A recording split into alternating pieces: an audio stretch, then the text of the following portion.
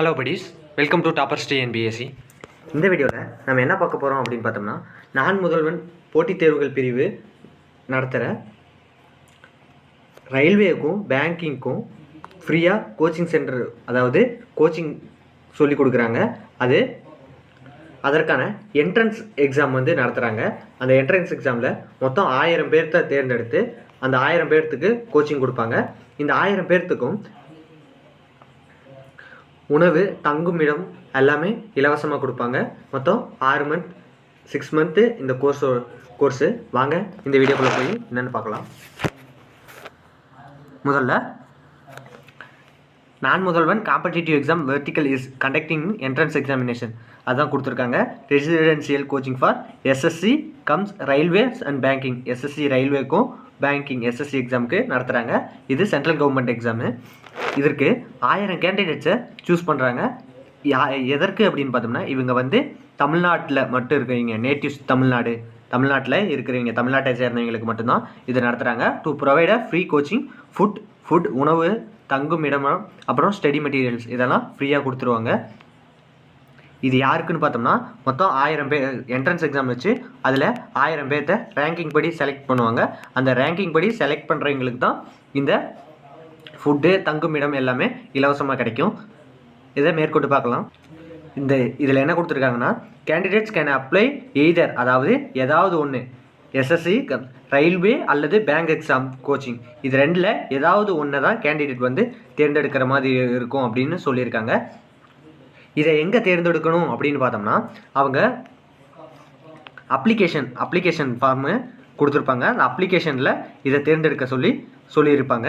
அதில் இதை ப்ரிஃபர் பண்ணி கொடுத்துருப்பாங்க. நீங்கள் பேங்கிங்க்கு ப்ரிப்பேர் பண்ணுறீங்களா இல்லை ரயில்வேஸ்க்கு ப்ரிப்பேர் பண்ணுறீங்களா அப்படின்னு கேட்டிருப்பாங்க. நீங்கள் அதுக்கு பேங்கிங், ரயில்வே அதை மட்டும் பார்த்து கொடுக்குற மாரி இருக்கும். இங்கேயே ஒன்று கொடுத்துருக்காங்க பாருங்கள். ஆஃப்டர்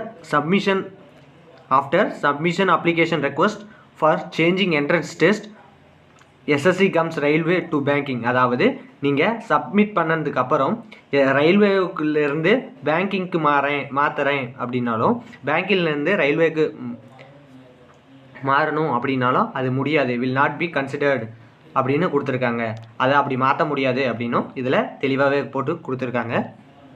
அதுக்கப்புறம் கொடுத்துருக்காங்க பாருங்கள். ஆல்சோ ரெக்வஸ்ட், நீங்கள் அது ரெக்வஸ்ட் பண்ணினாலும் after short listing will not be considered அப்படின்னு கொடுத்துருக்காங்க. அதனால் நீங்கள் அப்ளிகேஷன் அப்ளை பண்ணும்போதே நீங்கள் கரெக்டாக கொடுத்துங்க. அடுத்தது டீட்டெயில், நம்பர் ஆஃப் சீட்ஸ் மொத்தம் எத்தனைனா, மொத்தம் 1000 சீட்ஸ் இருக்குது. இதில் ரயில்வேக்கு 300 பேரையும் பேங்கிங்க்கு 700 பேரையும் எடுக்கிறாங்க. மொத்தம் 6 மந்த் கோர்ஸு. இதில் எஜுகேஷன் குவாலிஃபிகேஷன் என்ன அப்படின்னு பார்த்தோம்னா, மினிமம் எஜுகேஷன் குவாலிஃபிகேஷன் கொடுத்துருக்காங்க பாருங்கள். தி கேண்டிடேட் மஸ்ட், அதாவது கண்டிப்பாக அப்படின்னு அர்த்தம். கண்டிப்பாக அவங்க யூஜி டிகிரி, ஏதாவது ஒரு டிகிரி வாங்கியிருக்கணும், அண்டர் கிராஜுவேட் அப்படின்னு சொல்லுவாங்க. அது ரெகனைஸ்டு யூனிவர்சிட்டியில் வாங்கியிருக்கணும் அப்படிங்கிறது இதற்கான அர்த்தம். யூஜி டிகிரினா பிஏ, பிஇ அதுமாரி நிறைய பதவி இருக்கிறது. பேச்சுலர் டிகிரி இதை மட்டும் ஞாபகம் வச்சுங்க. பேச்சுலர் டிகிரி வந்தால் போதுமானது. அடுத்தது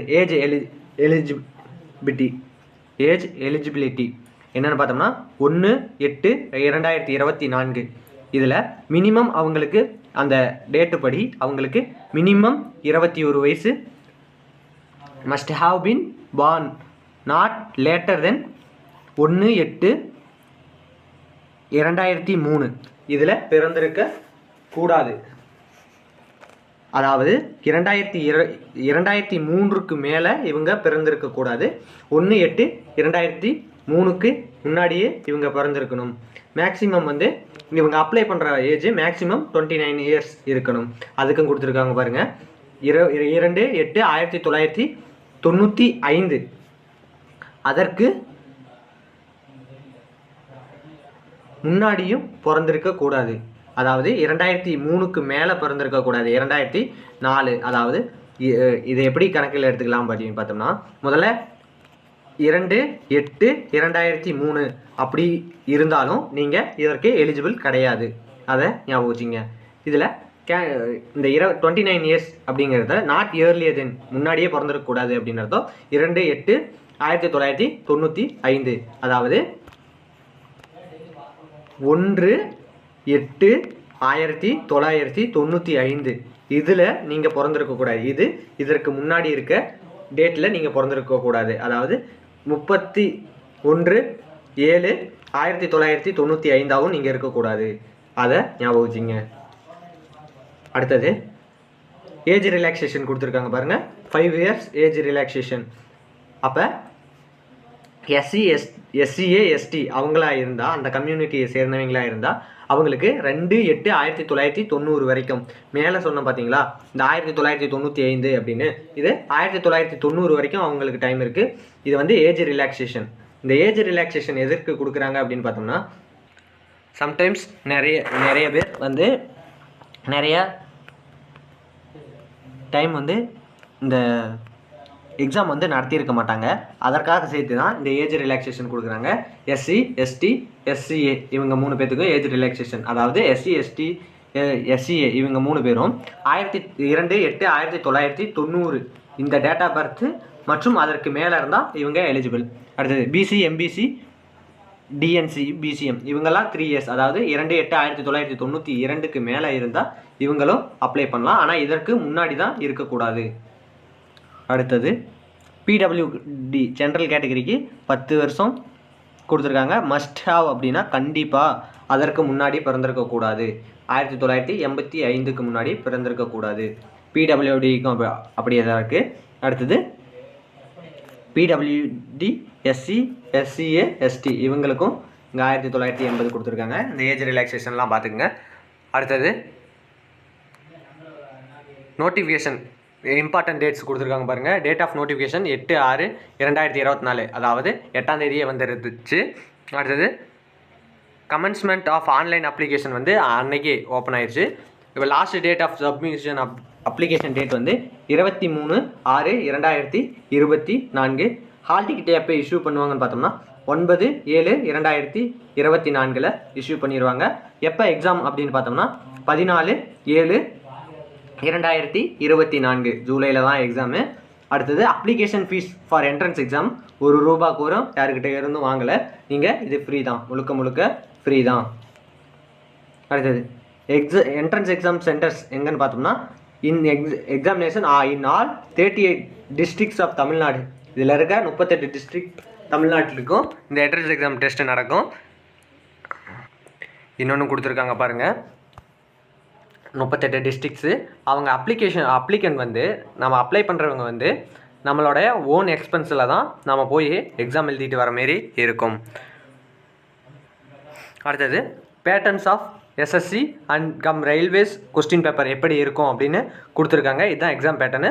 ஜென்ரல் இன்டெலிஜென்ட் அண்ட் ரீசனிங்கில் 25 மார்க்கும், ஜென்ரல் அவேர்னஸில் 25 மார்க்கும், குவான்டிடேட்டிவ் ஆப்டிடியூடில் 25 மார்க்கும், இங்கிலீஷ் காம்ப்ரிஹென்ஷனில் 25 மார்க்கும், மொத்தம் 100 மார்க்ஸ் கேட்பாங்க. மொத்தம் 200 மார்க்ஸு, 100 கொஸ்டின்ஸ், 200 மார்க்ஸு. ஒவ்வொரு கொஸ்டினுக்கும் 2 மதிப்பெண்கள்.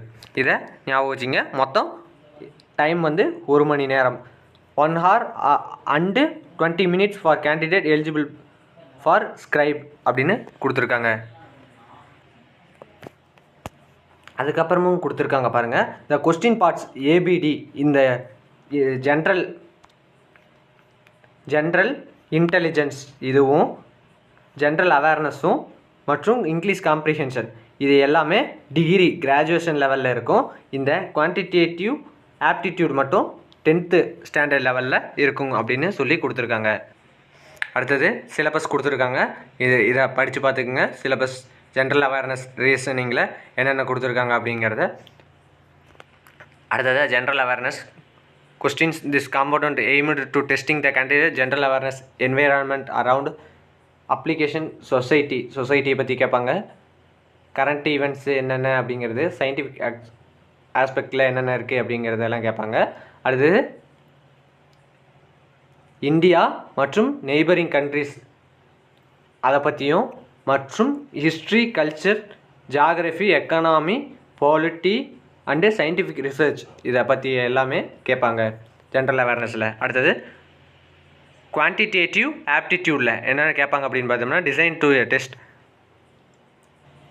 டிஎன்பிஎஸ்சிக்கு என்னென்ன ப்ரிப்பேர் பண்ணுறீங்களோ அதெல்லாம் இந்த குவான்டிடேட்டிவ் ஆப்டிடியூடில் இருக்கும். ஸ்கொயர் பாருங்கள், decimals, fraction, relationship, interest, profit and loss, discount, ratio and proportion, square root, averages, mixture and alligation, time and distance, time and work, algebraic identities of school algebra elementary, graphics, linear equation அப்படின்னு சொல்லிட்டு எல்லாமே இருக்கும். லிங்கை கீழே டிஸ்கிரிப்ஷனில் கொடுத்துருக்கேன், இதை படித்து பார்த்துக்குங்க. இதில் இன்னொரு பாயிண்ட் கொடுத்துருக்காங்க, அதை பாருங்கள். பேங்கிங் என்ட்ரன்ஸ் எக்ஸாமினேஷனில் என்னென்னு பார்த்தோம்னா, இதோட ஓஎம்ஆர் அப்ஜெக்டிவ் டைப்பு, மொத்தம் 100 கொஸ்டின் டெஸ்ட்டு, 1 மணி நேரம் எழுதுகிற மாரி இருக்கும். Each question 2 mark. ஒரு கொஸ்டின் நீங்கள் தப்பு பண்ணீங்க அப்படின்னா அதில் 0.5 மார்க் குறைப்பாங்க. அப்படின்னு பார்த்தோம்னா நீங்கள் 4 கொஸ்டின் தப்பு பண்ணிங்கன்னா அது ஒரு கொஸ்டினுக்கு சமமாக இருக்கும். 4 கொஸ்டின் தப்பு பண்ணிங்கன்னா மொத்தம் 5 கொஸ்டின் எழுதுறீங்க, அதில் 4 கொஸ்டின் தப்பு பண்ணிங்கன்னா அந்த ஒரு கொஸ்டின் போயிடும், மீதி இருக்க ஒரு கொஸ்டின் போயிடும். அப்போ இதை நீங்கள் பார்த்து தான் அப்ளை பண்ணுற மாரி இருக்கும். அட்டனும் பார்த்து பண்ணுங்கள். இந்த சிலபஸ் வந்து இப்போ சொன்ன ஜென்ரல் இன்டெலிஜென்ஸ் இதெல்லாம் ரயில்வேக்கு பொருந்தும். அடுத்தது நம்ம பார்க்க போகிறது தான் ரயில்வேக்கும் இந்த கொஸ்டின் இருக்கும். இது வந்து இந்த ரயில்வே கொஸ்டின் வந்து இங்கிலீஷ் ஒன்லி தான் கேட்டிருக்காங்க, இங்கிலீஷ் ஒன். இந்த ரயில்வே எக்ஸாம், இந்த பேங்கிங் என்ட்ரன்ஸ் எக்ஸாமும் இங்கிலீஷில் மட்டும்தான் இருக்கும் அப்படின்னு கொடுத்துருக்காங்க. இதற்கும் எக்ஸாம் பேட்டர்ன் அப்படி தான் இருக்கும். ஆனால் இந்த exam pattern, banking exam pattern பாருங்கள், முன்ன எஸ்எஸ்ஐக்கு இருந்த மாரி இதில் இருக்காது.